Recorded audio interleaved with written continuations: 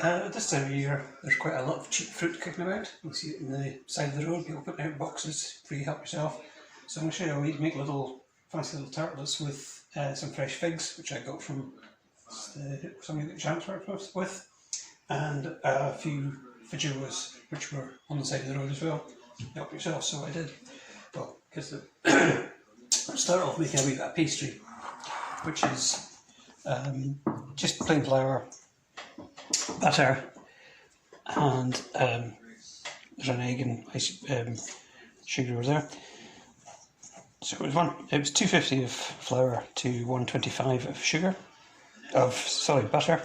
You know what I'm saying? And just rub it in until it's all broken up. This will take 20 minutes to form gluten, so we'll make it now and then come back to it later. Okay, so that's the consistency you're looking for. The butter's rubbed in, and it's looks a bit like coarse breadcrumbs. Now to that, I'm going to add some icing sugar, just 50 grams of icing sugar. If you haven't got icing sugar, caster will work as well. Crack in the egg, just mix it around. It really doesn't matter if you're not using, you can adapt ingredients as long as you get the flour to butter, and then or you can use spread as well. They work fine, but the pastry tends to be very soft and quite difficult to roll.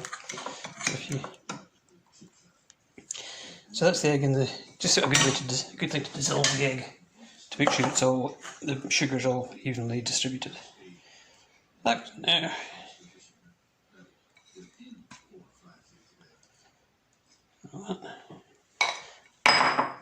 And just mix it together.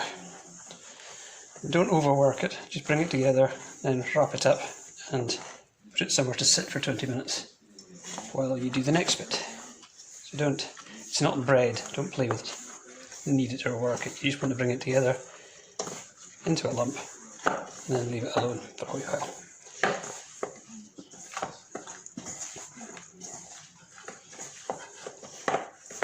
If you overwork pastry, it tends to go soft and bendy, whereas you want it to be crisp and snap.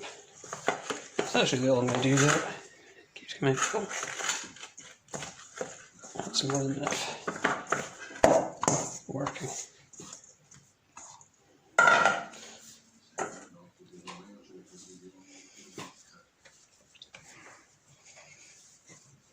Okay. Stop a second. Okay, so the pastry, I didn't put it in the fridge, I just put it to the side and it will rest up and become workable. The figs, all I've done is nip the top off them because it's quite a hard core.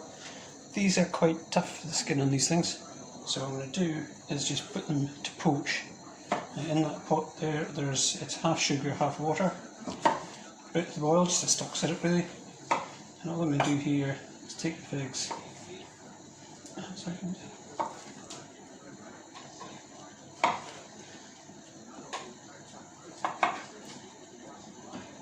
They're delicious as they are, but they're also really good cooked. All I'm going to do there is pop them in the water and sugar, take them off the heat, and they'll just cool down for a while in there. Once I've sat in there for about 5 minutes, I shall strain them out, keep the sugar syrup. I'll then add the feijoa flesh to them and boil it down to be a little jam. So in the meantime, almond paste here, frangipan as you call it in pastry work. Butter and sugar, got a spread as well because I run out of butter, and just mix it together. Butter's a bit harder than I thought it was. So,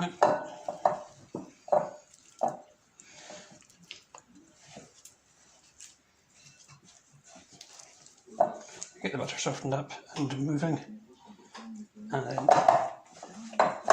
blend it into the sugar until it all goes nice and thick. So, see it's starting to soften up now. Keep working it. And okay, so it's nice and light and fluffy and well beaten. 2 eggs. It's easy to remember frangipan. It's the same of everything. 125 sugar, 125 butter, 125 almonds, 30 grams of flour, and 2 eggs. So it's easy to remember. I just add the eggs a little bit at a time. as we always do. There's the splits. Again, with this stuff you can substitute spread or any of these sort of things, or margarines or whatever you have in the house. It'll work just the same.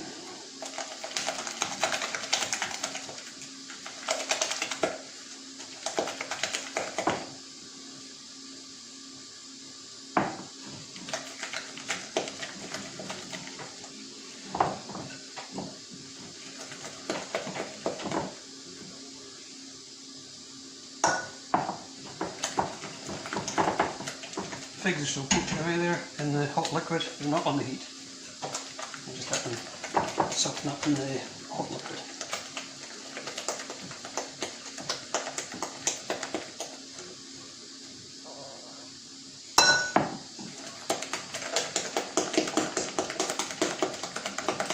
It's a fairly liquid mix, but just keep going. And if it does, it shouldn't split on you, but if it does, just add a little bit of the flour. It's in the bowls. That's about right there, all beaten through, and there you go. Very useful stuff to have in the French pan. Just keep it in the fridge all the time and grab handfuls out whenever you need to make something like this. If you never used it before, it's like a centre of a big old tart. So there we've got the 125 of ground almonds and 30 grams of flour. Pop that in. Flour's a bit scarce just now. If you can't get normal flour, unless you're making very light cakes, strong flour will work for pretty much everything, and vice versa. You can make bread with standard flour. Just watch you don't use self-raising because it's obviously got baking powder in it. That's your frangipan. Some say frangipan, frangipan is French called. That's a French word. Not frangipani, it's a different thing altogether. Stop a second. Okay, so that's the poaching syrup from the figs and the feijoas that I scraped inside out with a spoon, and just let them boil away just to make a syrup that's thickened slightly. Remember, these things thicken up as they get colder, as they cool down. So, push the feijoa flush through. Don't waste anything. A few of my colleagues are making beer with the feijoa flesh, not flesh, the outside. Show you fancy that. That's just a little syrup to go in the bottom. What I'm actually going to do, it's still a bit thin, so while I do the shell, pop it back on the heat. Just let it reduce down a little bit more. Pastry's had a wee rest itself. So it's ready to go. Again, I didn't put it in the fridge, I just let it sit the bench. Now you'll never roll all that out in one space, it would be far too big. So take it right down to about half. That will be enough. The rest we'll keep in the fridge for many, many days. Start off round because you want to finish round. We are running short of flour.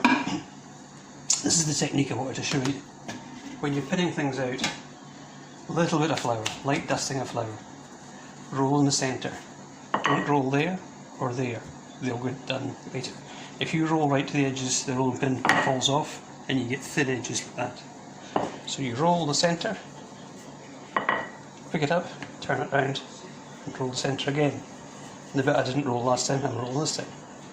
You keep turning it round and round until you get the thickness you want. You want to be able to cut this and pick it up, so you don't go too thin. It's quite soft. Better that than straight in the fridge when you can't roll it.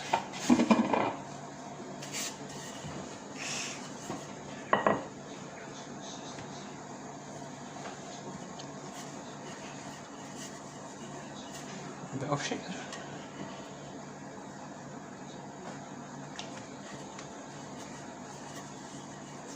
Right, here's my tin, so a little bit more. Wait,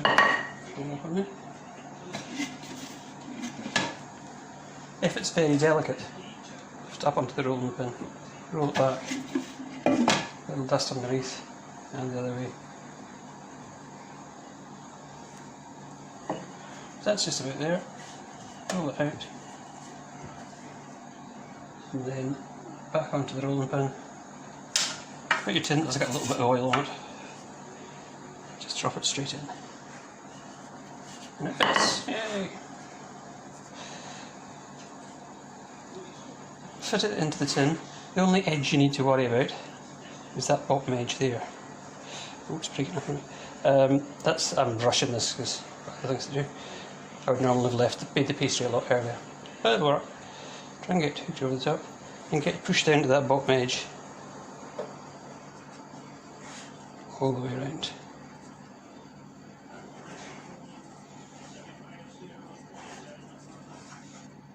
How's it? Could have rolled it a bit bigger, but that's alright. Just ground fit there. Now we're a little bit there. These tins are a bit old fashioned, but they do sort of work. More modern ones are easier to work. You could make little individual ones as well if you felt adventurous. And I've got a little bit torn there, so I'll just fit in a bit of pastry there. Push it all the way around. It's not the best bit of pastry fit I've ever done. The cameras, you know. Roll that over the top.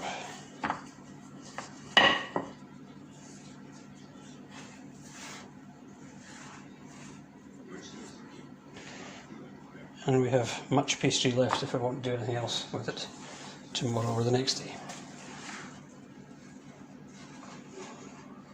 Okay, so that looks. Now, that is reduced down, quite syrupy. So I'm just going to put some of that in the bottom of the tin, not too much. I had a spoon to do with it.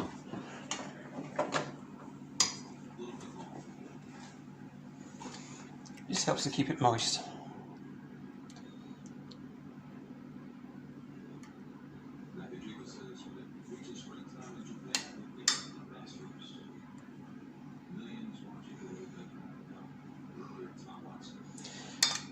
And keep any spare syrup because we can use that to glaze the top once it's cooked. Right out to the edges there. Not too much, it'll inhibit the cooking. About that much. Then we've got the French pan. It should have cooled down by now. You could pipe it in neatly or you could just drop it in like this. I still haven't got around to buying piping bags, so I'll do it like this.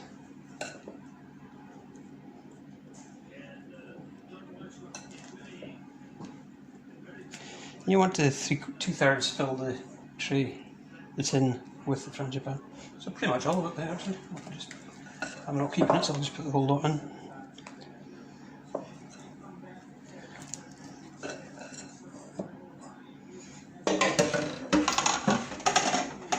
And then smooth it off roughly. It'll rises up when it cooks, obviously with the eggs in it. So don't worry about getting it dead flat, because it will sort itself out as it bakes.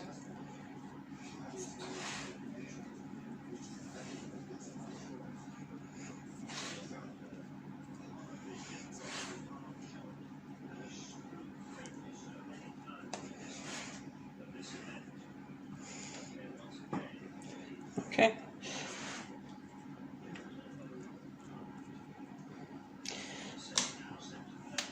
And then the figs. Do it that way.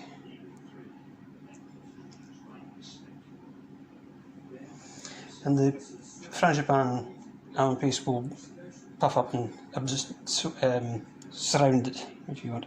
Hopefully we'll still be able to see the figs when it's baked.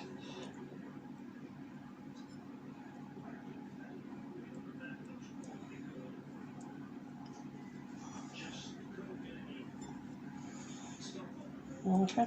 Now if you had some flaked almonds, you could flake them over the top and make it look prettier, but I haven't got any, so that one there. Always looks better with an odd number than an even. And that's about that. So into the oven at 180 for about half an hour, and that'll be baked. Okay, so that's it turned out. Just look at a nice even colour, make sure these bits have got a little colour in them, and there's no wobble. Turn out the tin. That way. Completely baked there, looks good. And onto a cooling rack. It has cooled a little bit in the tin. And I've kept back the eggs. syrup that we cook the figs in. Just give it a nice brush and it glazes it, makes it look all nice and shiny. So it's making a few figs go a long way. I feed 6 or 8 people with that tart, and it's only a handful of figs and a few feijoas and some ground almonds. Okay, so you can try making that as well.